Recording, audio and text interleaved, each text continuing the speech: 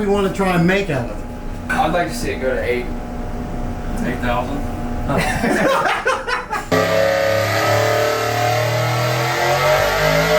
He got baptized by a streetcar.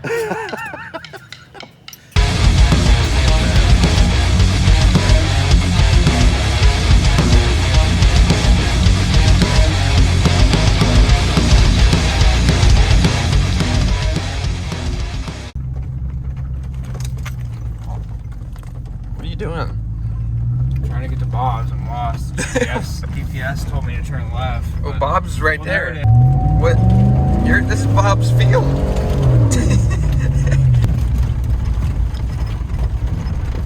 We're here. Thank God I was lost.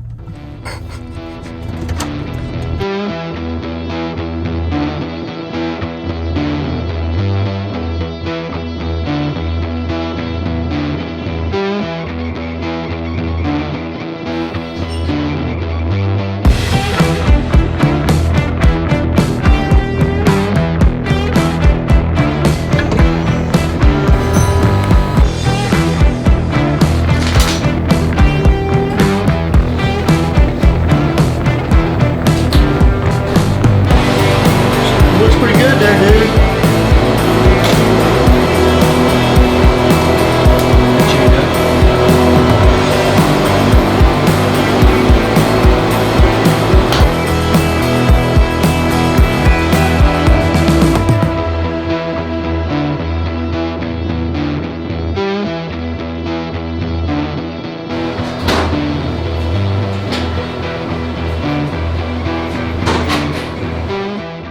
Well, as you can see, the engine's on the dyno. We started it up yesterday. It sounded great.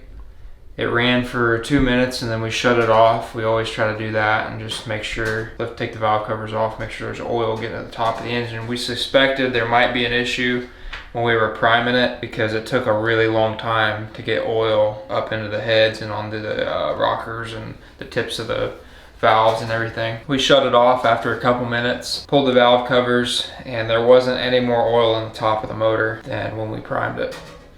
So, and we didn't get a lot when we primed it. And actually all of the intake rockers were dry. We weren't getting oil at the top. And this is something that I've never had to deal with before. I've never had a really large camshaft with a, I guess this is an issue when you have a really small base circle on a cam that's a solid roller.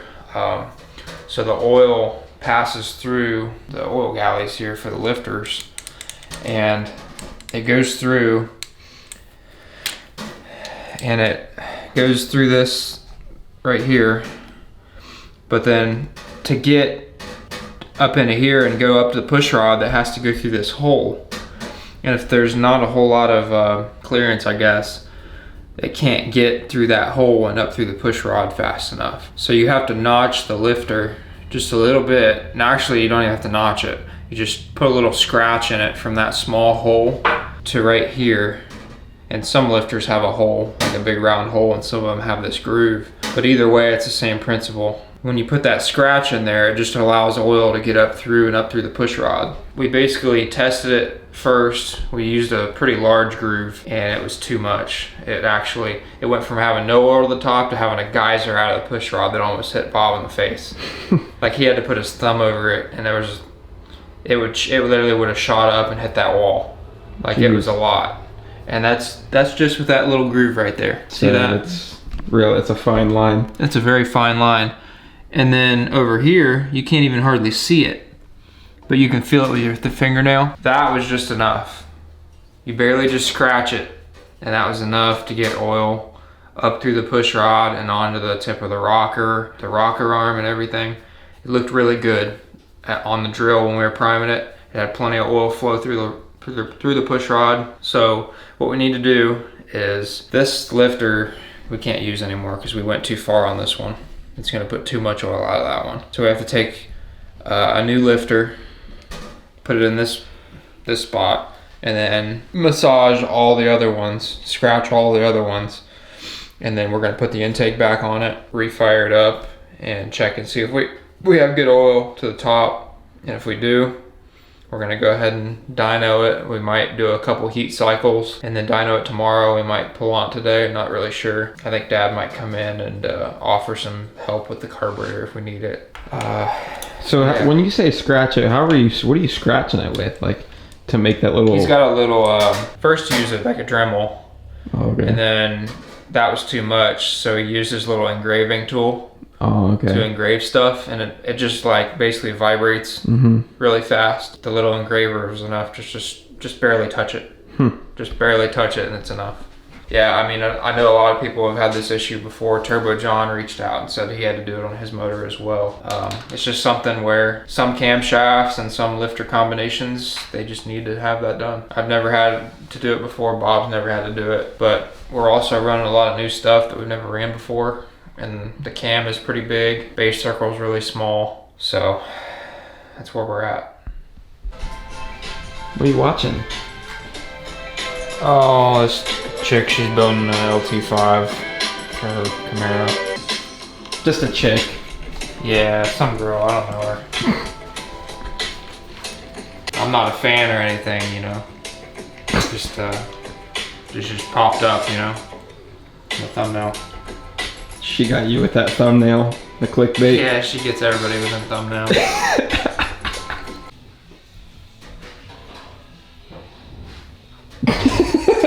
I didn't want to wear it. I did it by hand, but I controlled the lifter going across the vibrator or across that etcher knife. And I felt really comfortable about that, but I'm still trying to be, since yesterday I went too much, I'm trying to find out where it's at. Where's the old one though? We went too far on. There, it's still in here. And we did both sides on it, right? Yes, we did. Now this one here, I've done both sides of here. Hold this in there. Then I'll compare this. So you see here, you can see that all I did was scratch it. You want to feel it? Yeah. I mean, I agree that I haven't went as much as that, but I didn't want to go as much as that. So all I need to do is go a little more. Because I want to see us to get the flow up that push rod.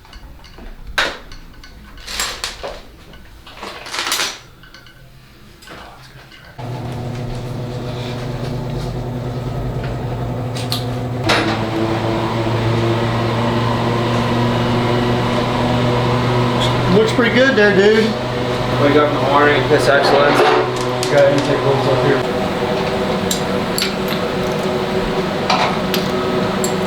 Peaks up there on that. Yeah.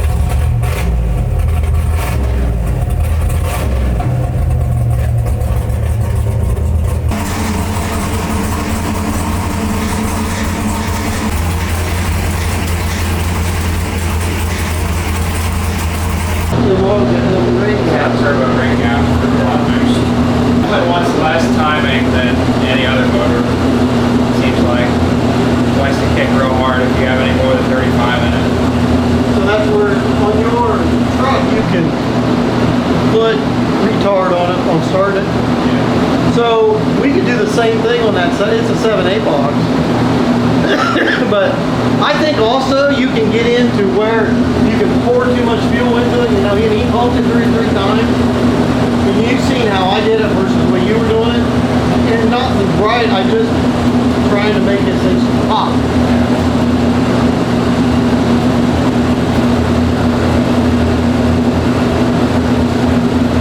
Well, what do you think? I think we rerun the valves, you know, check them all, seal up this header leak over here. I think we're in good shape. You know. We got it to make noise. A couple little leaks that I'm not extremely concerned with. They seem to be getting better as we warm it up. I think it's going to be okay. So I ordered K-member from 417 Motorsports. It's going to have bumper mounts, core support mounts already on it. It locates off the lower control arm rear bolt hole. So you bolt it on and then you weld it in place. You cut the frame off right in front of the control arm. And then I got some, that K-member comes with control arms. I'm going to get it fully loaded. I have tubular control arms. I'm going to do a long travel kit. It's going to be a lot lighter. It's going to have a steering rack instead of that cast iron steering gearbox. So I got all that stuff coming. And then I also am going to, I think I'm going to bite the bullet and do fuel injection. I've already got the Holley Dominator. I've already got injectors. I think all I need is the harnesses. So if I get the harnesses and all that stuff, I'm not sure if I'm going to wire it off the key or if I'm going to do a switch panel like what's in the Nova yet. I think it really needs rewired. The whole thing, it's a mess. So it's going to be quite the project this winter. We're basically redoing the entire truck except for the rear suspension. Hopefully it pays off, you know.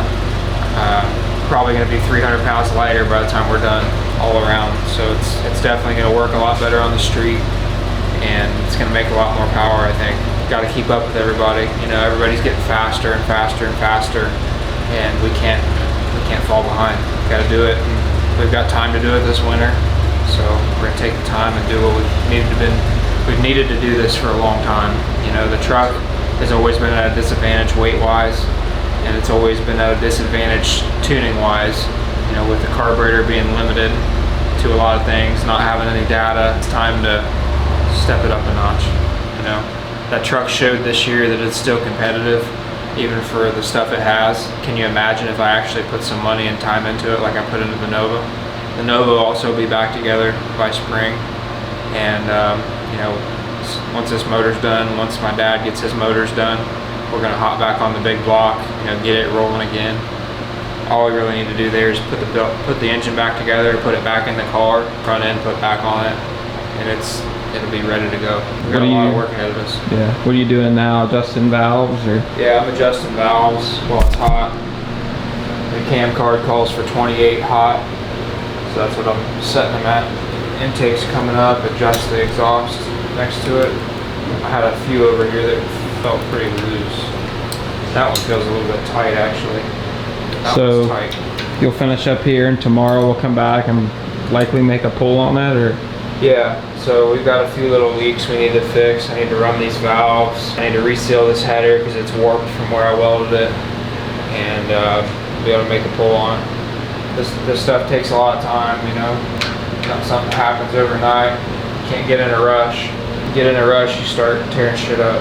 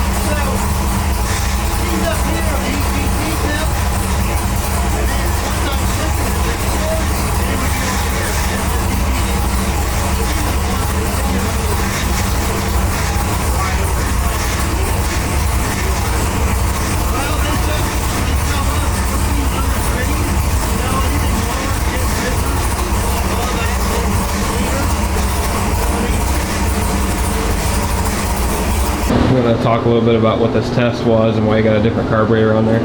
Yeah, so yesterday we fired it up on E85 and Bob didn't really like how the oil temp was rising a lot faster than the water temp. We had about 180 degree oil temperatures and we were only about 140 degree water temp. My dad mentioned that when he put his car on alcohol back in the day, changed it from gas to alcohol, for whatever reason his oil temp the same day he changed it was like 40 or 50 degrees higher. So for whatever reason, when you're running alcohol or ethanol based fuel, it puts more heat in the oil. So we wanted to verify that it wasn't an issue with the engine. We wanted to start it up on gas with Bob's carburetor off his race car and see what the oil temperature did. And it stayed lower today. It stayed about 150, 160 rather than 180, 190. So, and it rose a lot slower. It stayed below the water temperature the whole way. So we verified that there's nothing wrong with the oil temp being higher. It was just the fuel. And we're probably going to pull it on gas just because Bob, he prefers race gas over E85. It's just what he's used to, what he knows more about. And that carburetor that come off his race car should be pretty close. There's a lot of unknowns about the other carburetor we had on there. It was sent to my dad as a test carburetor for his Malibu, so it's probably not jetted appropriately for this engine. So I think the gas carburetor is going to be a lot closer, and we were able to see that the oil temp was just a result of changing fuels around.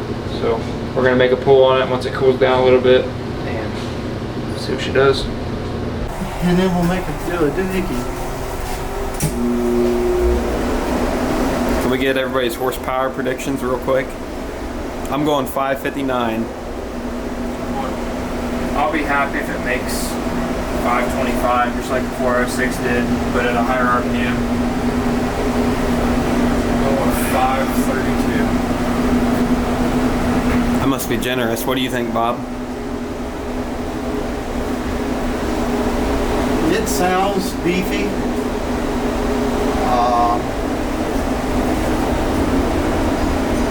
580. Wow. All right. It sounds beefy. Those heads and that camera are pretty stout. Yeah. And it's got a decent amount of compression, so.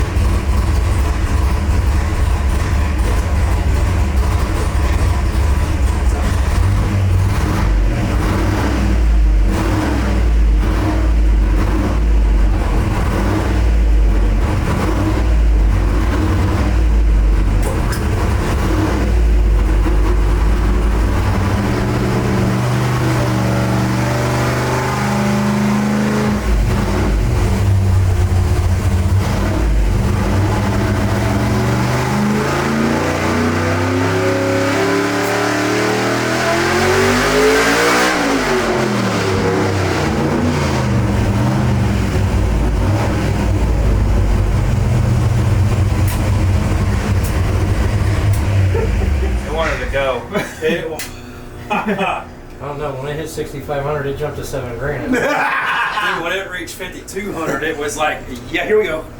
Holy cow. It wanted to keep going. Yeah. I didn't see the EGTs get above 800, 900. Wow. 566 at 7250. It was still making was off by- horsepower above 7,200. Oh yeah, because I mean 7,000 it went from. Yeah. See, when it makes these dots, it's going too fast for it. So I have to slow it down here on the mechanical side. But 7,200, 566. yeah, it was still eating. I said 570. When I let off of it, 570 yesterday. I think it might make 600 if we go to like 80. It's probably gonna go to 8,500. when I let off of it, it still the fuel that was in it Yeah. kept going. Torque's all over the freaking place. So, You know, 421, 420, and then drops 413, 480. I put my phone out there and record outside. Did you? Yeah.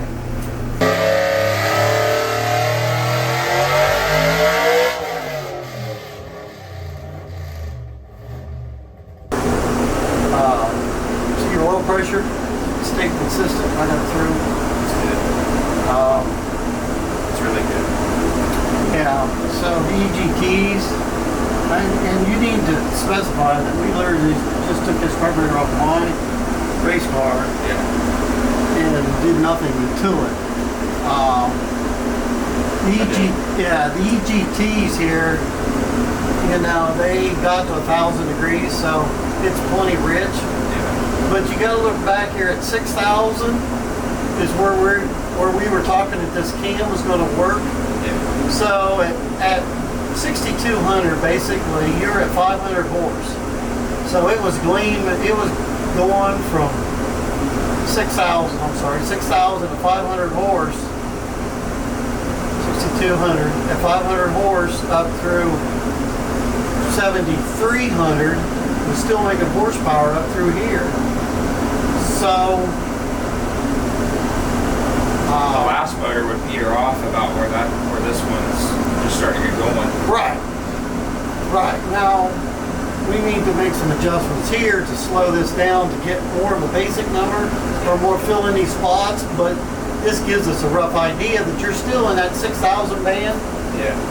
because It's still making good power there. yeah, it's still making good power, but it's climbing. So when you put boost on this with that RPM, it's gonna fly. Yeah. So you know that we got a lot more to gain out of this thing. I will make more power on ethanol or on methanol. I don't know. It just means it's pulling on the carburetor harder. I don't know about that stuff. I haven't done any testing on. Probably jet it down just a little bit, but probably just leave it alone. Well, and the flip side of that is what we're after is some basic numbers and making sure it pulls up here. Now the other thing you can do, knowing this, would be is what we talked about when we was assembling it, that we may need to take and try to get some more low end out of the camshaft possibly. To try and bring this number down because this thing's still flying up here. That's kind of what I wanted. It's flying. Remember, I was going to be conservative, wasn't I? On that pole. It just kept going. It was like. I was like, what? It was going up so fast. I know. You didn't want to let it get too high. But it took off a little bit. So, Put a little bit more load on it. yeah, absolutely. Going to slow down the load factor on the release part of it. But see, the thing is when I'm loading this thing up here on the low side, Yeah. I gotta get it up so I can load it because I just need to slow down. So, start it back up again.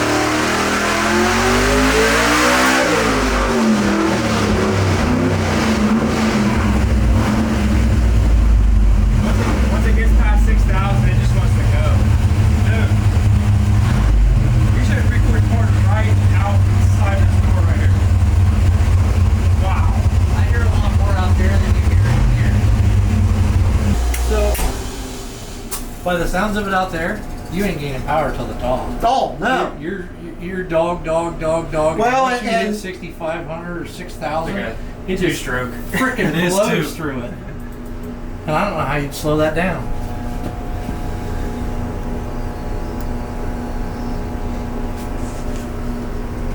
It went to 76. And you're still building power. 589. And you're Oh my still building. God. God, it's still making power. A lot too. I mean, 7,400. It's 570. It's picking up like, what's that? 10, 12 Yep. horsepower within 200 RPM. I don't know how you slow down the top. Well, you mean for that, on that? To go up from there. You don't want to free rev it past that. I mean, you know, basically free rev it, but I mean, it's if you get to just 8,000 with a load on it, you're gonna kill it in the bottom. Oh, yeah, I know.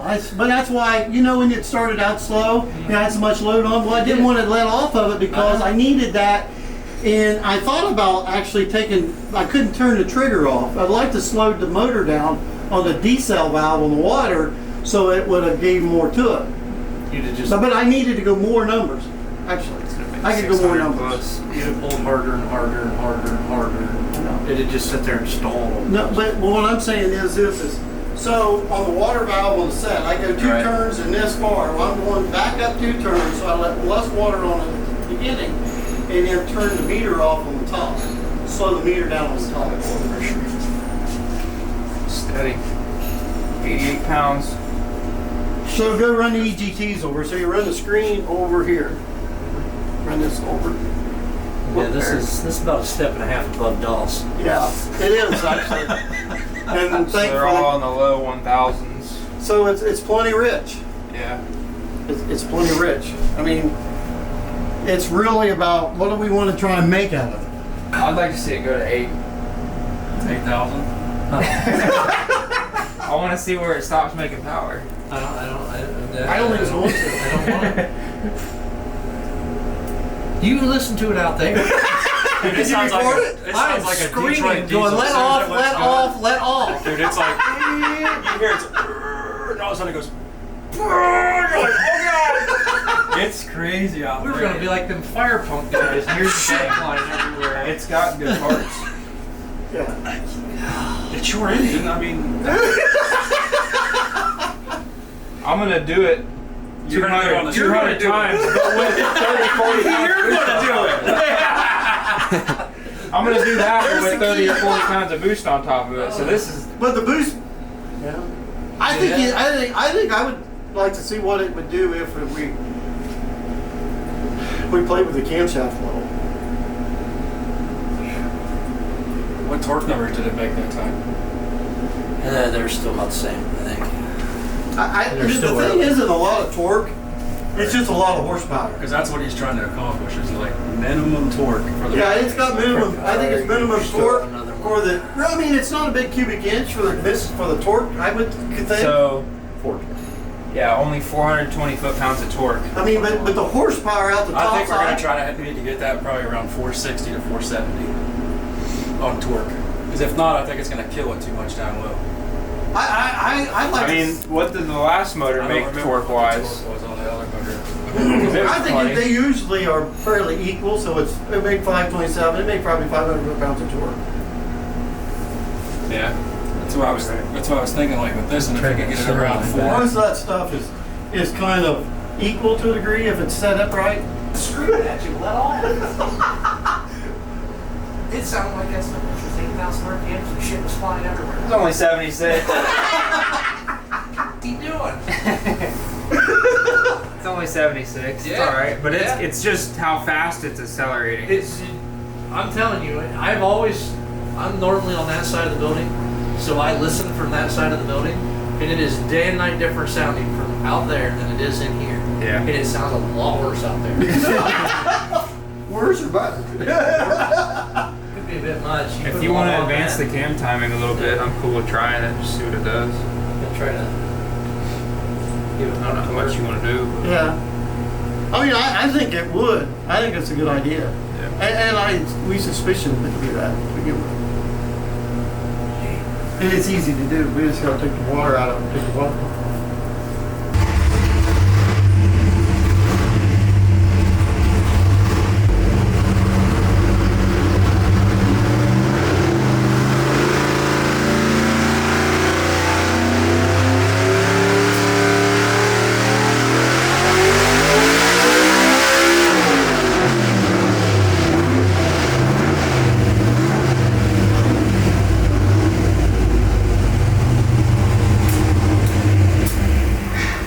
There was 8. That was 8. Hell yeah.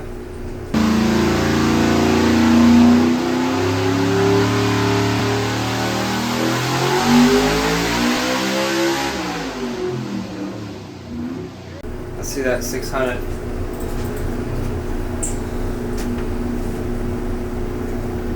$595 at 77. Still climbing.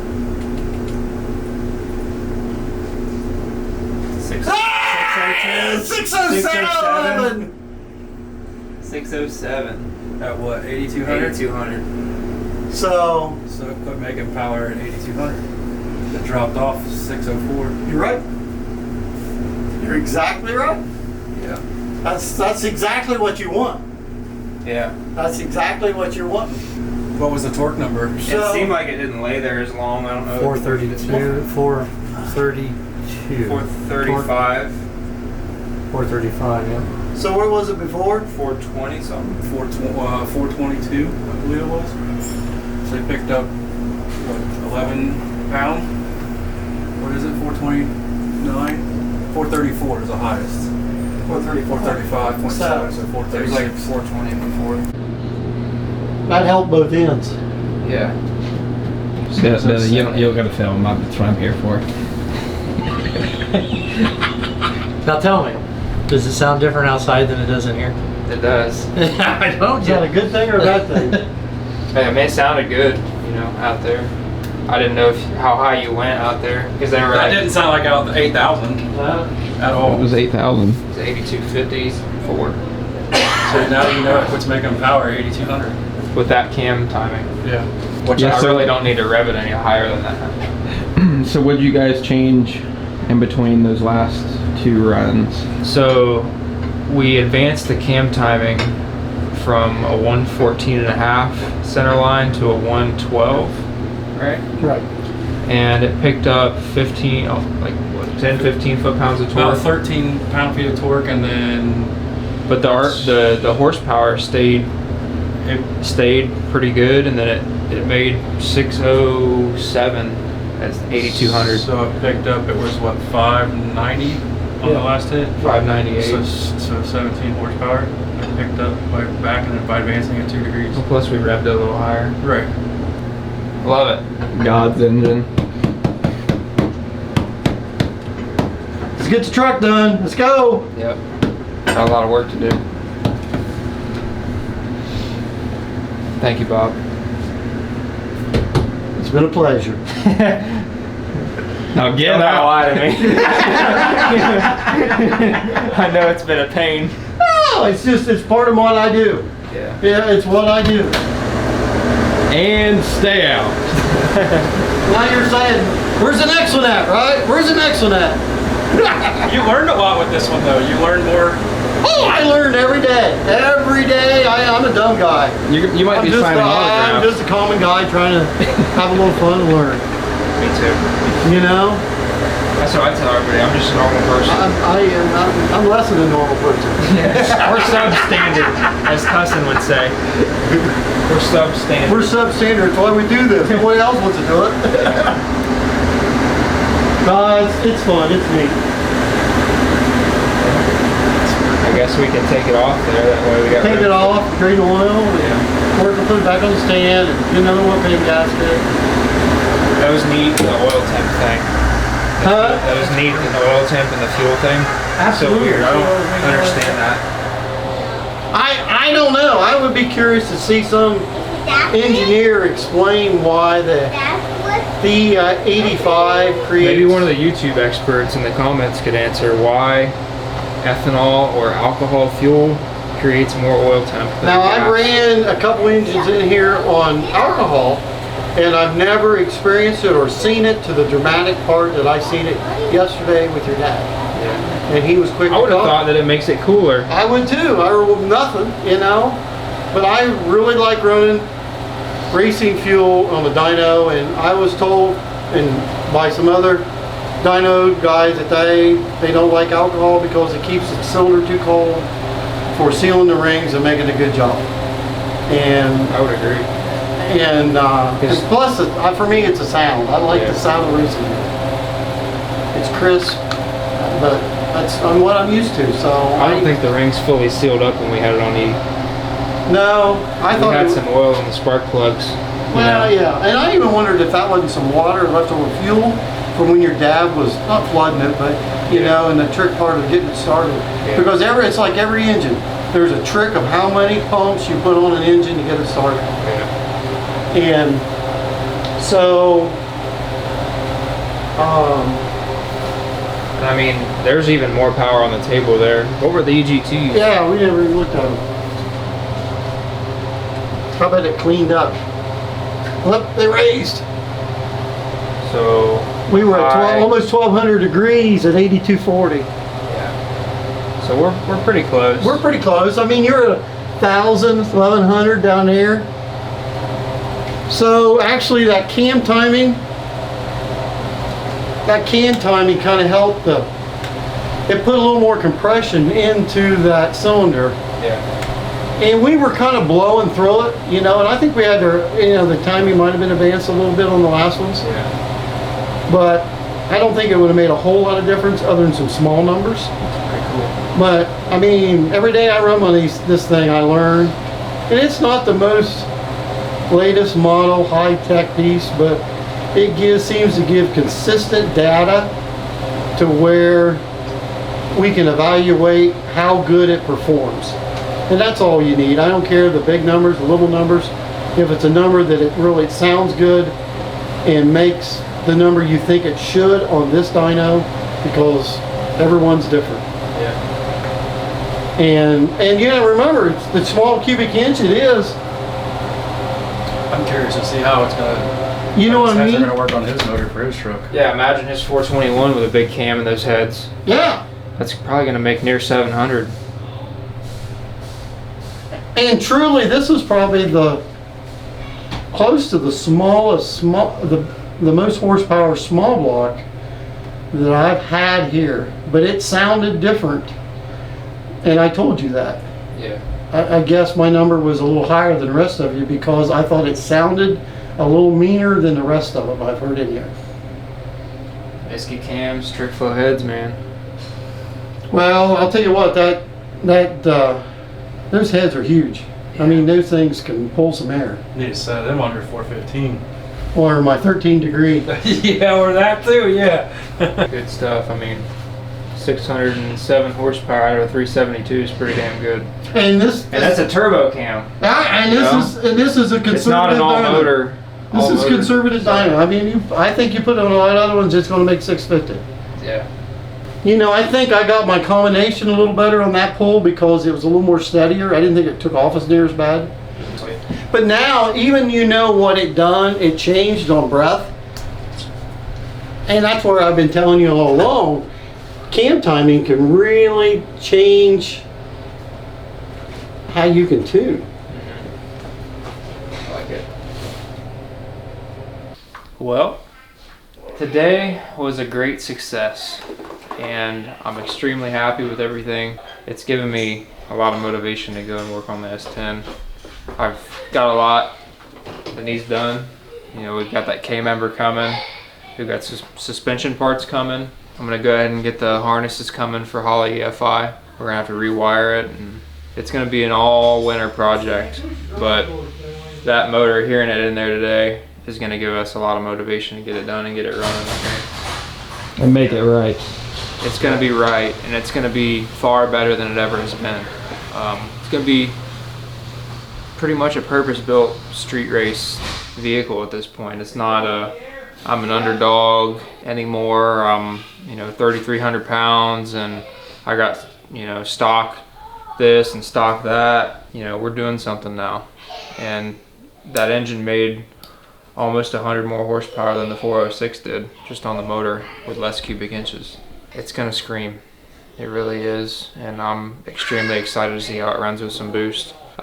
Big shout out to Iski Racing Cams, and big shout out to TrickFlow, Crower, Wiseco. Without those companies, I couldn't have done this. There's just no other way to put it.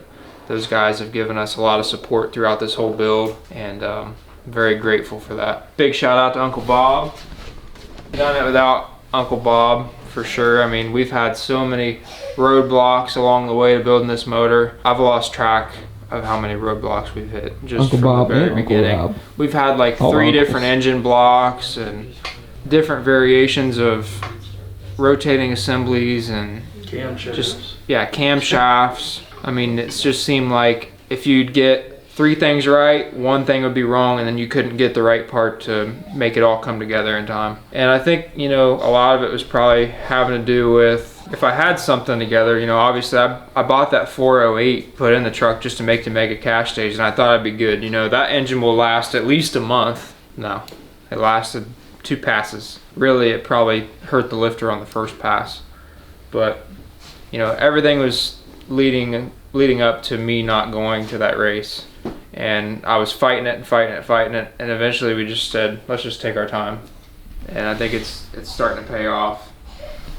Not being in a rush, getting stuff done the right way. You know, those lifters, that was another thing that we had to learn, you know, grooving those lifters. Just a lot of stuff we've learned along the way through this whole deal.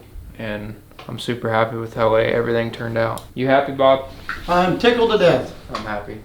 So with that, I'm gonna close this video out. Thank you guys for watching. Appreciate it. See you next time.